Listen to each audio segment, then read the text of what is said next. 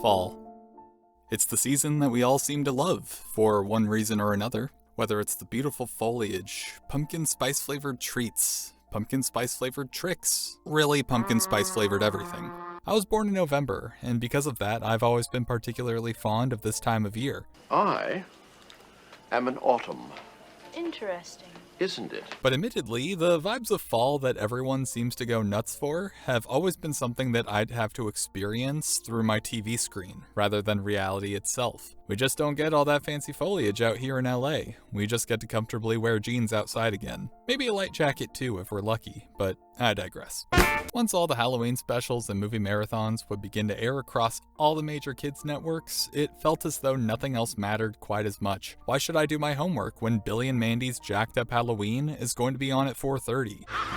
Now that's what I call Halloween spirit. And then at 5, Disney Channel is playing Halloween Town for the first time this year. I smelled something stinky. It must have been the big cheese. Which is going to unfortunately overlap with that rerun of Treehouse of Horror 6 that comes on at 6. This was also the time of the year that my grades would always start to slip. But as time marched forward and I was now waist deep in the hormonal horrors that were my teen years, the reason for the season shifted. It was less about the vibes and more about the frights, as events such as Universal Horror Nights and Six Flags Fright Fest became the staple of my October activities. Once I got into November, well, I think I just disassociated until fall break began. There wasn't really a sense of magic in the air for me anymore. The majority of the TV specials and movies that I would watch each year were slowly getting phased out for newer ones that I didn't really relate to. Now that I was older and watching things like, I don't know, Breaking Bad and Naruto Shippuden. Imagine my surprise, though, when one day I caught the premiere of a new miniseries airing on Cartoon Network, only a few days after Halloween had passed. One that somehow looked familiar, yet completely unlike anything the network had ever released before. It was called Over the Garden Wall, and it seemed to be about a pair of brothers who found themselves lost within a forest that was home to all sorts of characters, both silly and creepy. I watched the first episode, unsure of what to expect, and once the credits began to roll, I unknowingly referenced a quote that would later be said by Greg, and that quote was, Well, that's enough. Yeah, I didn't watch anything past the first episode, and it stayed that way until 2021. The decision to give it the second chance that it deserved was prompted by the weekly Discord movie nights that my friends and I would do together, and I chose Over the Garden Wall for 2 reasons. The first was because, by this time, it had reached its status as a cult classic amongst many, and I wanted to understand why. The second was because I was hoping to receive some sass about how it isn't actually a movie, and then I could smugly tell them, well, you can log it on Letterboxd, so shut up, it counts. And since that day, not just I, but even my friends who I forced to watch it with me, now partake in the yearly tradition of watching it once fall arrives. But despite having been converted to the Church of Enoch, I do find myself wondering each year why the story has captured the hearts of so many, my own heart included. It's difficult to place, and it's a struggle to not just give the cop-out answer of saying that it beautifully captures the essence of the fall season. That answer has merit, but I believe that it minimizes the impact of both the story and artistry at work here. It's more than just the vibes, in my opinion, and I think much of my curiosity about its draw all seems to stem from that first failed viewing in 2014. Why do we keep going on this journey, year after year? Why does it resonate with us in the way that it does? Is the dove never to meet the sea for want of the odious mountain? Hey, so frog hunt? Over the Garden Wall's legacy feels unique when compared to the heaps of other fall programming that have gone on to develop their own cult followings. To once again mention Halloween Town. Hey kid, I don't appreciate stereotypes like that, alright? That is a movie which remains beloved by both millennials and Gen Z alike, but I believe that's for purely nostalgic reasons. Like the majority of DCOMs, especially in that era, Halloween Town was low budget. Thunder! And admittedly, not very well written. You think your magic is more powerful than mine? Yeah, as if that could happen. And yet, this movie is also lightning in a bottle. It depicts the holiday of Halloween in a way that reminds us even today of what Halloween felt like when we were kids. The low budget, in a way, even lends to that effect. It's weird and exciting, but it can also be a little bit scary too. Clothes.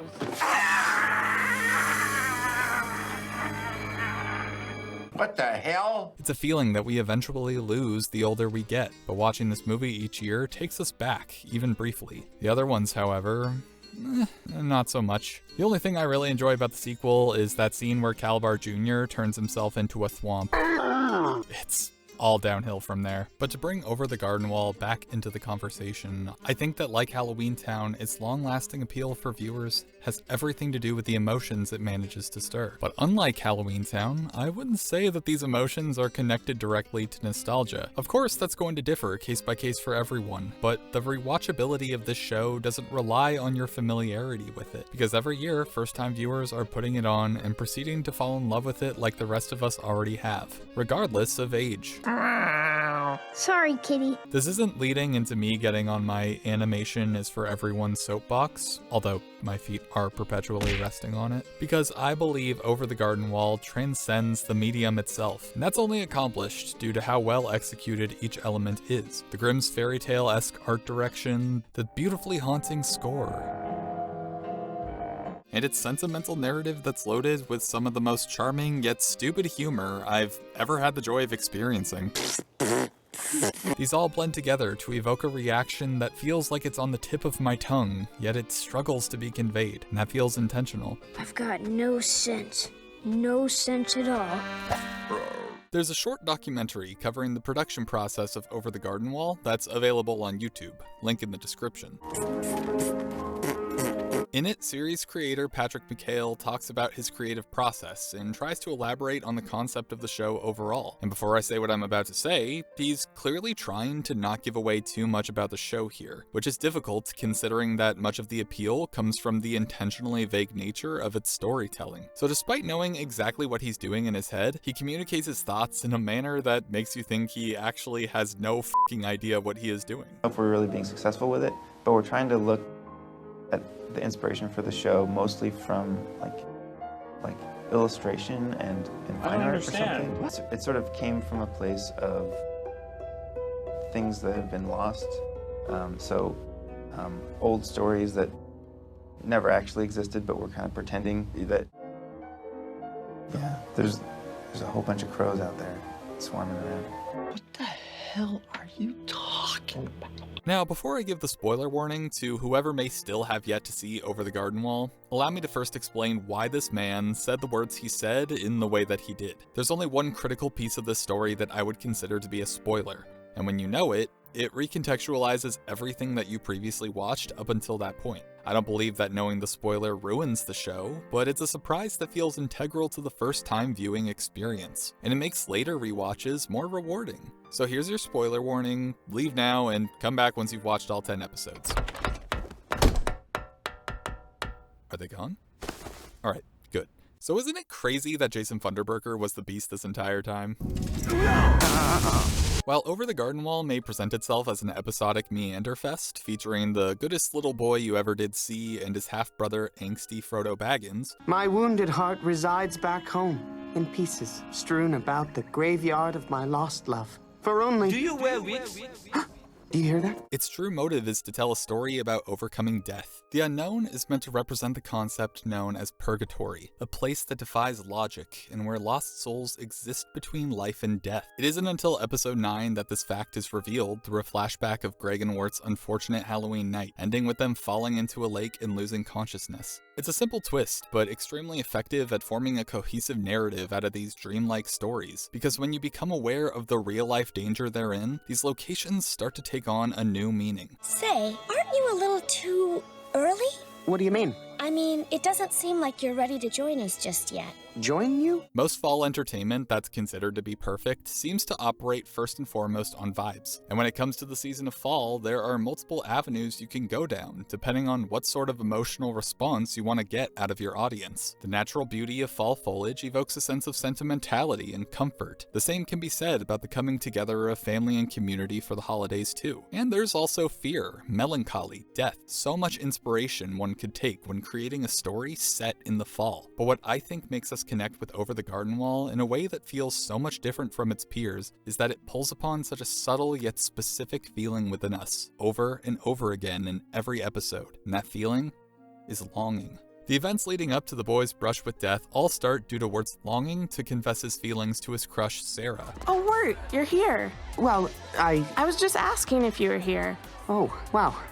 He planned to confess to her by giving her a tape that he recorded of him playing clarinet and reciting poetry, but he's getting cold feet because it's cringe. That tape has got poetry and clarinet on it, Greg. Poetry and clarinet! He's an awkward, hopeless romantic, but he has a good heart. Yes. And Greg wants him to be happy, but also doesn't understand his half-brother's hesitance. Hey, Wirt, wanna learn some rock facts?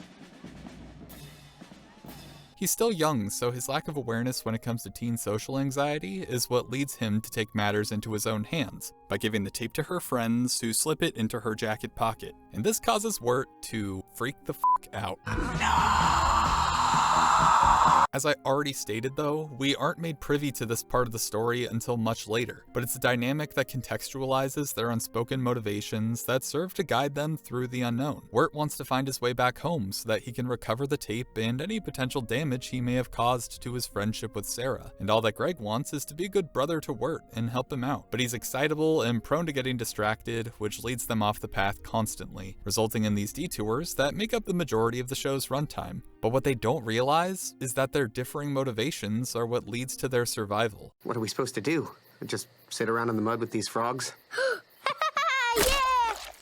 The unknown is filled with communities of lost souls who are either frozen in time or have lost their sense of identity. Greg usually serves as the catalyst that gets them into these strange situations, while Wirt does his best to stay on task by either trying to get directions or refusing to involve himself in whatever issue is occurring. But usually he fails at this, resulting in them staying in each place much longer than either of them intended and finding some unexpected enjoyment from the experience as well. For instance, when they pass through the town of Pottsfield, A town! Let's go this way. Okay, let's go this way. Not... Wirt sees this as an opportunity to get some directions, and Greg steps on a pumpkin. What? I stepped on a pumpkin! Now, huh? What the... They find out that this is a community of people who all wear vegetable costumes as they celebrate their harvest in a very cult-like fashion. Their merriment doesn't seem to be deceitful, but there's an unshakable sense of unease present. Something feels off about this place.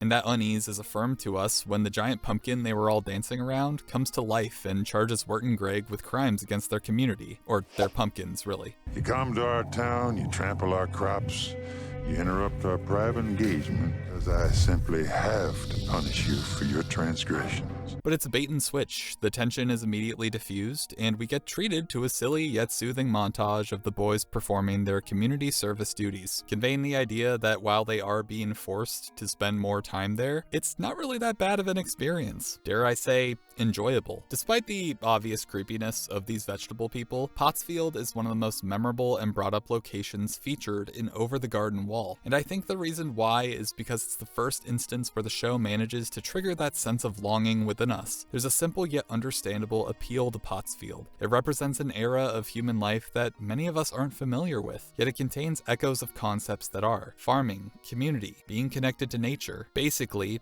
Stardew Valley. This way of life was much more commonplace for humans once upon a time, and I think a part of us misses the simplicity that that way of life provided in comparison to how complicated our world has now become. And this is a temptation that we see Wirt lose himself in, albeit briefly. As they are wrapping up their work, he offhandedly remarks to Beatrice, "Maybe we'll just stay here in Pottsfield. It's nice here." It doesn't seem that significant at first, but considering how a minute later it's revealed that all the residents of Pottsfield have been spooky, scary skeletons this entire time, it kind of makes you think. You sure you want to leave? Me? Yes. Oh, well, you'll join us someday. It isn't just Pottsfield that strangely seems to appeal to our longing for simpler times, though. In the following episode, Wirt and Greg come across a schoolhouse full of semi-anthropomorphized animals and a forlorn teacher who just can't seem to get over the man who abandoned her. Oh, Jimmy Brown, why did you have to leave me so... 12 seconds later. A is for the apple that he gave to me. A few moments later. And why, yes, why is the question that's on Honestly, if I were her, I'd just throw on some Bill Nye the Science Guy and call it a day. Now, I probably said this in past videos, but School and I never really got along too well. But even I have to admit that there's something very quaint about Here's one old cat. whatever the hell is going on here. The conflict of the episode is intentionally trivial and remedied easily. I think he's asleep. Let's go steal his stuff. No one is ever in any real danger. Gorilla! Later. Jimmy? That's right, darling. I was the gorilla. And Greg sings a song about potatoes and molasses like he's Shirley f***ing Temple or something. Oh, potatoes and molasses. Animal crackers in my soup. It's my favorite episode in the bunch, and I believe that's because it takes the same element of forgotten simplicity from the previous episode, but keeps things consistently lighthearted throughout. Which, in a way, still works as an effective temptation for Greg and Wirt. They have everything they need here between all the potatoes and molasses they can eat and a nice warm bed to sleep in. But alas, they are compelled to keep going deeper into the unknown. Let's go to this creepy tavern and ask for some directions. The last location that I want to highlight is the tavern, which appears in the episode following the schoolhouse. All of its patrons seem to refer to themselves by the stock... I'm the highwayman. But the stock character archetypes they represent, rather than their true names. There's the tavern keeper, the toy maker, the master and the apprentice, I'm the highwayman. I make ends meet, just like any man. And also the highwayman.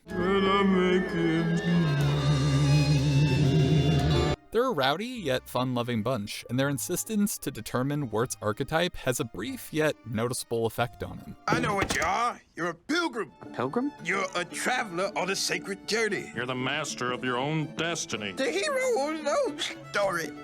A pilgrim. Again, the themes of simplicity and belonging have returned. Taverns are a place where people come together, and partying it up with this lot sounds much more appealing than being alone out in the dark and fearing for your life around every turn. But the grim connotation behind this lack of true identity is that it's implied these people have become so lost in their own journeys through the unknown that they don't remember who they once were. They're all lost souls who have sought refuge in this tavern for fear of being claimed by the beast. It differs from Pottsfield and the schoolhouse though, because their acknowledgement of Wirt's role as the pilgrim leads to them encouraging the boys to continue forward. They still have a chance to get home.